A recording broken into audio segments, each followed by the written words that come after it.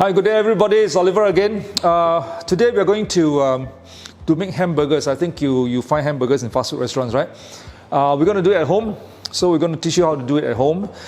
Just a little bit of fun fact, hamburgers were actually invented in Germany. French fries was invented in Belgium, but the Americans made it big, all right? So we're going to do a little bit of American hamburgers, right? So we're going to do two versions today. We're going to do, the first version is the usual commercial version, and the second version we're going to do is the potato version. All right, so let's start off with the commercial version here. We have today ingredients. We have, we're going to be using our 12% gluten German bread flour. We're going to be using the pane sourdough powder. We're going to be using the bread improver, which is the verde, and our angel yeast, of course. So it's a very simple ingredient list. So what I have down here is 200 grams of water, and inside 200 grams of water, I have 30 grams of room temperature butter. Okay, just butter. Okay, room temperature is not frozen, it's not melted, but room temperature butter, right? And I'm going to put in an egg here. Now the egg, once you crack, it's about 55 grams. So you buy about 60 gram egg. All right, you've got one egg inside. Remember our lessons before, where you're going to use a machine to knead. Wet ingredient go in first, okay? Dry ingredient on top.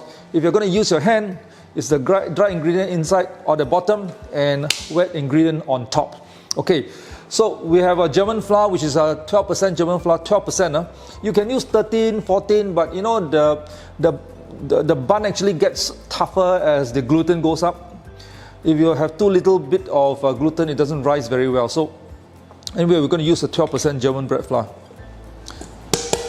What I like about a flour is it has a yellowish tinge. It's not bleached. Then we have pane. Where is the weighing scale? We got 20 grams of pane. Now what pane is very suitable for white breads. Okay, white breads. It's a sour. It has a slight sour hint. It does not make the dough sour. We don't want the burger bun to be sour per se.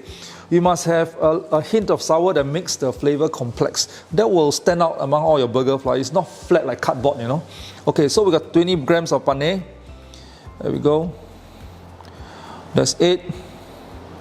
That's 16. That's 20 grams. Okay, so we got 20 grams of pane. It's very suitable for white breads. You can use it for Pullman's dough. You can use it for buns like this. You can use it for Hokkaido milk bread also. So that's pane. All right, and then we got our favorite Domino Vert. This is a natural bread improver. It consists of vitamin C. Ascorbic acid is vitamin C, and amylase, which is food for the yeast. All right. So how many grams are going to put in? My recommendation is always put in the same amount as the yeast. You got 10 grams of yeast, 10 grams of this improver. It will make your bread a bit softer, and the bread lasts a bit longer. All right. So that's 10 grams. All right. The next thing we want to do is to put in our angel yeast. There we go. The angel yeast as usual. 10 grams of it. I got one that's been used. Halfway. 10 grams of angel yeast. As I mentioned before, what I like about angel yeast is that it's been vacuum packed, individually vacuum packed. And the best way to store yeast is always to put it in the freezer once you open it, you know. When it's vacuum packed, you can just leave it. Just don't put it in, don't go and suntan the thing, you know. It's alive, no matter how it's still alive. Okay. That's 10 grams. Okay, what else? We got salt. And you know where you put salt? Put salt at the side. Don't put it directly onto the yeast, right? As usual. So 5 grams of salt. Yes, that will be 5 grams. Okay. The next thing you need to do is to knead it. Okay, then while we're kneading, we're going to put in something else, right? 3 minutes slow speed, 3 minutes slow. Okay, so while this is kneading, we're going to put the rest away. Now we got 50 grams of sugar here. You notice I didn't dump the sugar inside there? Okay, the principle of kneading is this: if the sugar is too much or the butter is too much, anything more than 50 grams or more, what you do is you always do what we call a delayed adding. You want to allow the gluten to form first. You add the sugar so that it does not interfere with the gluten formation. If not, you'll be kneading for a very long time, you know. So what you do is you knead until the dough comes together, then you increase the speed. All right, you probably have to help it out a little. Okay, help it out a little bit now. Okay, like this. Don't use your finger, please, unless you want a redecorated finger. All right, looks like if you take a look at it, the dough has come together. So it's about time to add the sugar a little bit at a time. All right. The purpose of adding the sugar a little bit at a time is so that it does not interfere with the gluten production, right? So how long do we need? We increase the speed now. We need it for another maybe 5 minutes. All in all, you should not be kneading for more than 10 minutes, right? Over kneading it is not exactly something that we're looking for also. So we need it for another 5 minutes or so. I will judge based on what I see on the gluten, but for you at home, just do 10 minutes maximum, everything in from the beginning until you form a dough, you add the sugar until everything's over. About 10 minutes will do. Okay, medium speed.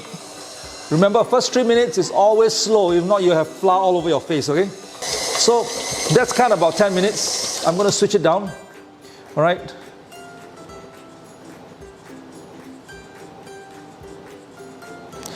Is there a possibility that you may over knead for this one? The idea is not to over knead it. When you use a machine, there is a possibility that you can over knead. Over kneading a bread dough gives a very tough bread. Okay, we're just going to take it out.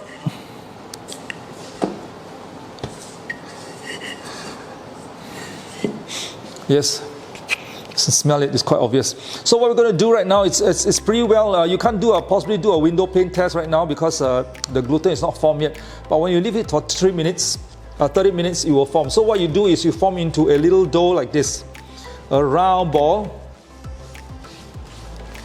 And we're going to put it into a little container, and we are going to put it into the what we call the prover to prove for 30 minutes. All right, so I'll see you later after 30 minutes, right?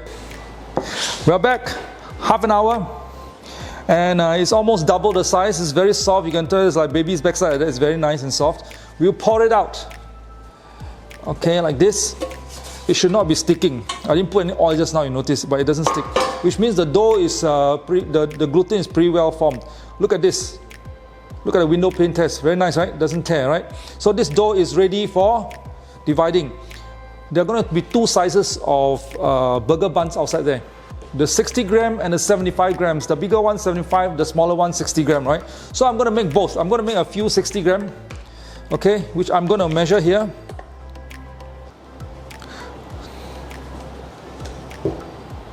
That's 54.4, not bad, huh? Okay.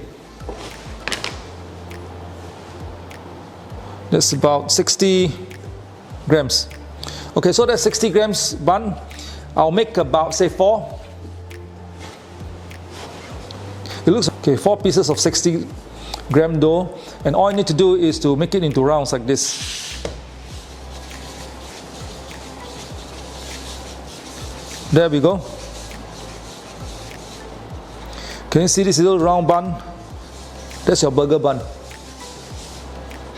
Actually, it has gone through two process of kneading. You can also use the fishball method. You know, a lot of our mummies are very used to fishball method. Also can. All right. So that one is into a ball like this. That's another burger bun. The rounder it is, the better. All right. Burger buns are supposed to be round, right? Unless you want to invent something that's not round.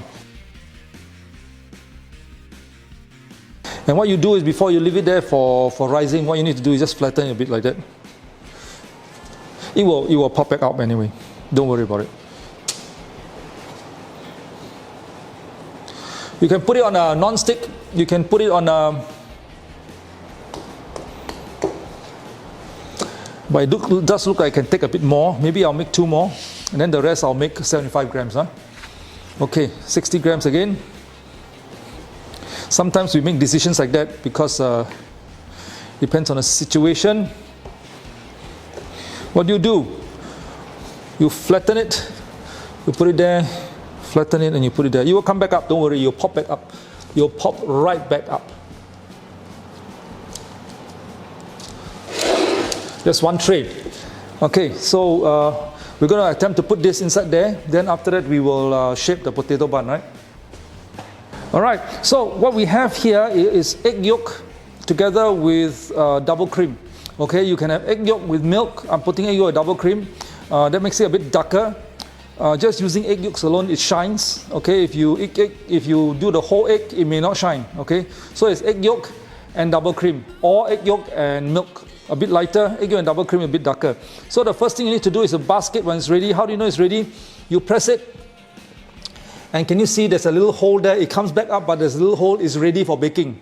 If it comes all the way up, it's not ready. If it doesn't come up at all, it's over risen. Okay, so this is just right. The size will get bigger after this also anyway. So you just need a basket. This is a part where your little artist in you will come out, you just basket.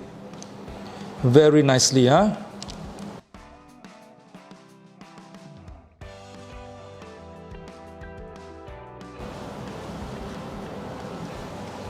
Very nicely covered now.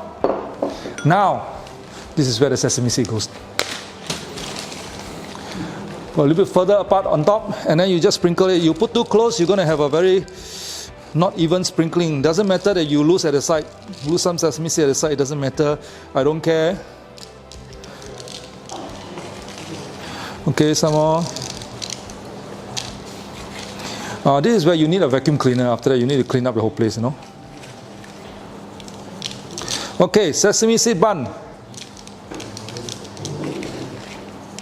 Okay, now we bake.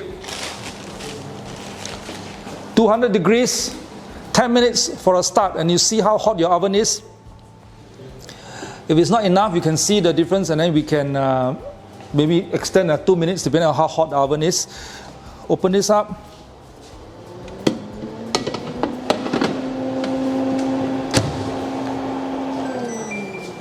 Minutes. We're back again. This time we're going to make the soft potato bread. There are 2 types of burger buns. For some reason, the Asians, I don't know about the Americans or the Germans or all this, the Asians prefer the softer bread. So we're going to use potato. I'm going to explain to you why we use potato, but the recipe is all the same. We got 200 grams of water, 30 grams of softened butter, not melted butter, softened butter, and 1 egg, which is about 55 grams. Fresh eggs, please use the fresh ones. And then we're going to put in 420 grams of German bread flour, 12%. German bread flour, that's it. Same recipe as just now, we're going to put in this 20 grams of pane sour. I measured it out this time. And then we have 10 grams of Domino, which is a bread improver. Okay. And instant yeast. Where's my instant yeast? Where? Oh, it's here. All right.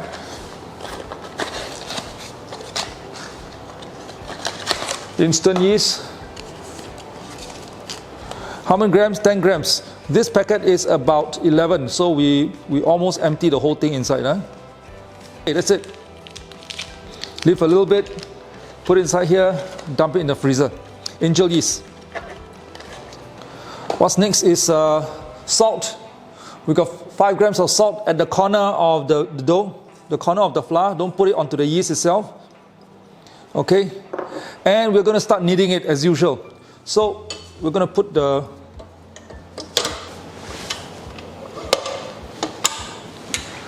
again 3 minutes on slow. 3 minutes on slow until it forms a dough. This time, now are we going to put sugar in slowly? We are also going to put 50 grams of I steam this rosette potato. Try and use rosette. Rosette is a lot easier to work with. We got the waxy potato. Use a reset one, which is a potato that's a bit more mushy. They use for mashed potato. The reason why we use potato is this. The world knows that potato, when you put it in bread, potato tends to hold more water content, and it holds it there. It doesn't let it evaporate fast. So your bread tends to stay about a day or a day and a half longer in terms of softness. Later you can test it, you'll find that it's actually a lot softer. Softer because there's more water content inside it. If not, when you bake, a lot of water comes out and it becomes drier. This one keeps the water content in. You'll be surprised at the difference. All right, and it has a very aromatic French fries smell. Okay, so people find it more palatable than the rest of it, right? So 3 minutes of kneading, but this one happens to be coming around very nicely. All right. One thing about if you're using our German flour, that's the recipe. But if you're using some other flour, you will find that the finer the flour, the more water it absorbs. Right? The rougher the flour, the less water it absorbs. So you may have to adjust accordingly based on the flour quality of your country and you're using. But I would strongly recommend that you use the German ones. All right. So the dough has come together, and now it's time for me to put in the sugar a little bit at a time. For what purpose? You remember? Put in later so that you don't interfere with the formation of the gluten. All right. The sugar is going in very nicely. It is taking it up. All right. So once you see the sugar being absorbed, this thing goes in. All right. So we're letting it move. Okay. The sugar has been absorbed. Now we put in the potato. Now this is the tough part. Ready? And you'll find that this dough is a bit wetter because of the potato. A little bit at a time. This is where you practice patience, right? A little bit at a time. Okay, that's it. 50 grams of potato in. I'm going to knead it for another 5 minutes until it forms well. Later, as you knead along, you'll find that it becomes wetter and wetter and wetter, right? I'm going to increase the speed now. Now that potato has gone in, I'll increase the speed. Okay, we're done. And as usual, we can smell it, except that this is a wetter dough. Let me bring this down. Okay.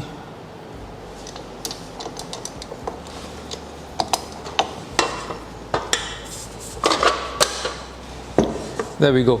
Maybe the Germans like it hard, but the Asians love it soft, you know.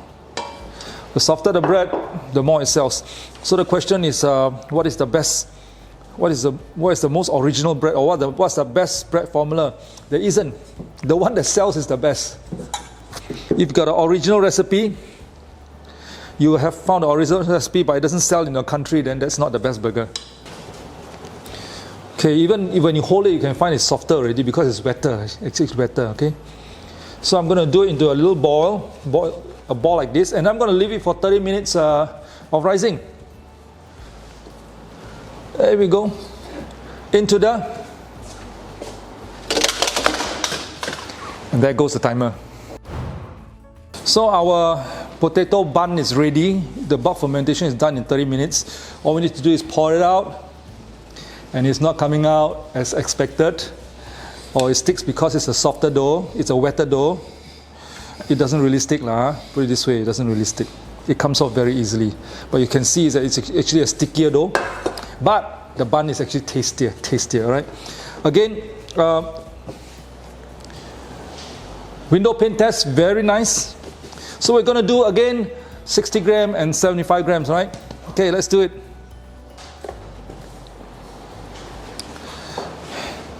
I'm going to be watching this over and over again until you get the 60 grams right?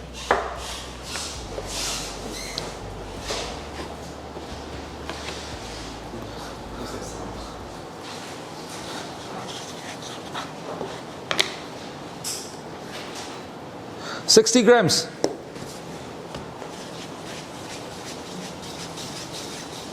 There we go. We're going to put it here, and we're going to leave it for rising so that in the prover.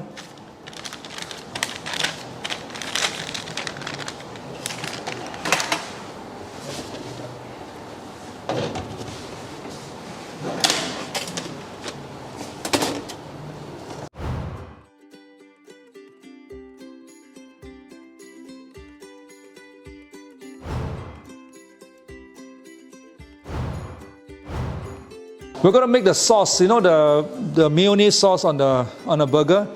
I'm not going to tell you where I got this recipe from, okay? But basically it's made of mayonnaise, 1 cup of mayonnaise. So I'm going to put 1 cup of mayo. That whole bottle is literally 1 cup. Huh? There's 1 cup of mayo. Alright, I'm going to dump it inside this container over here, which I'm going to mix. Do all the mixing.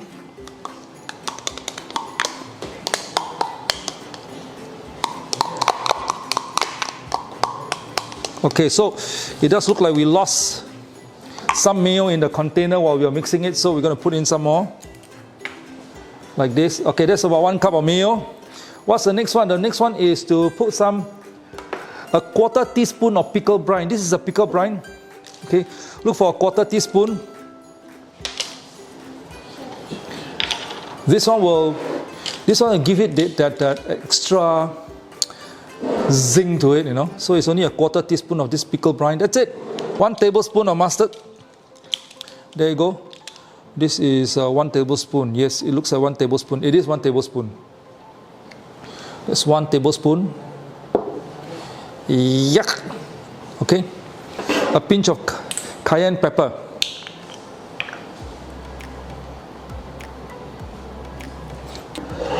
About 3/4 teaspoon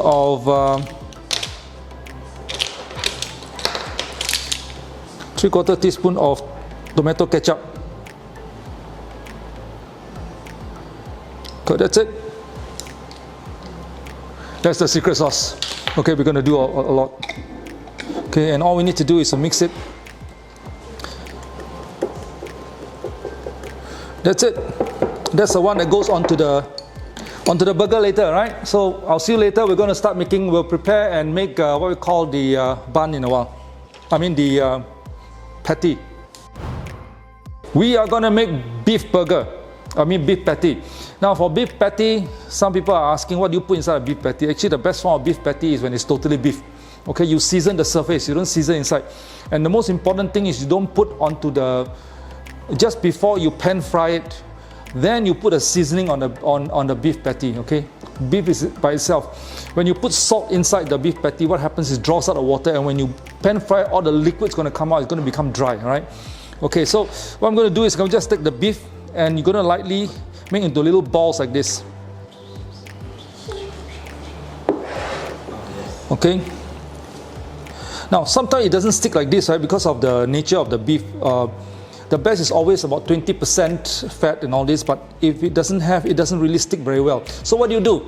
You crack in an egg yolk, which I'm going to do right now because it kind of feels loose. So we're going to crack in an egg yolk.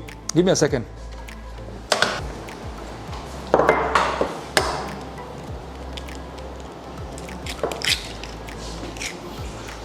Depending on the situation, if you find that the beef patty is a bit dry, all this, you crack in an egg yolk.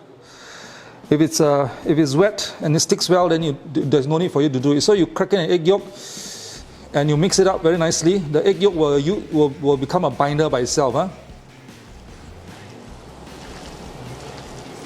Okay, the trick is not to work the beef. Don't work until the slime comes out, you know. So it becomes a bit like some kind of commercial frozen meat. Okay. Then the next thing you do is you make into a little ball like this, and you got to estimate it depending on you want thick burgers, you make thick ones, all right? So the key word here is not to super compress it. If not, you'll become a very, very hard burger and it's not juicy anymore. Lightly. There. And we will season it just before we decide to pan fry the thing. So now we're going to prepare the beef patty. And beef patty, just before you decide to pan fry it, you season it. So there are a few things we season it. We season it with a generous amount of salt. All right, generous amount of salt. Like this. You don't put the salt too early, if not you'll draw all the moisture from the whole thing. You put some ground pepper, which is yes, ground pepper. Okay, and after that, what I suggest you do is put this, what we call the yeast extract. This one will give it a very meaty flavor on the surface, like this.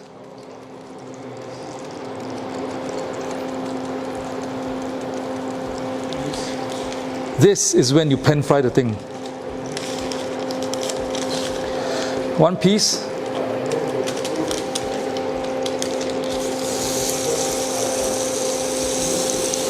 So there are two ways to do it. One way is to pan fry it as it is, like this.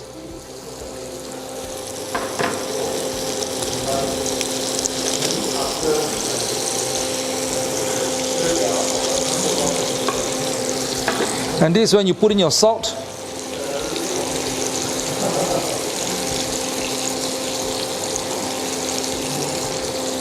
Very difficult to maneuver.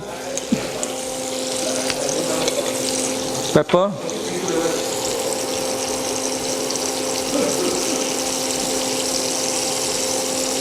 All right. And of course the yeast extract. It gives you a fairly meaty flavor.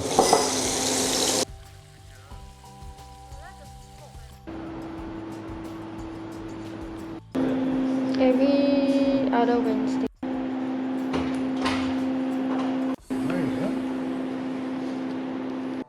One, two, three, four, five, six. Hamburger. Exactly, right? Can I suggest? 哎，可以了吗？这个拍很久了嘞。 Okay, ladies and gentlemen, that's all we have for today. I hope you enjoy the burger, the whole demonstration part itself. I'm pretty sure the guys around here will be enjoying the burger itself. So I'll see you next round for the potato bread, right? Okay, ciao.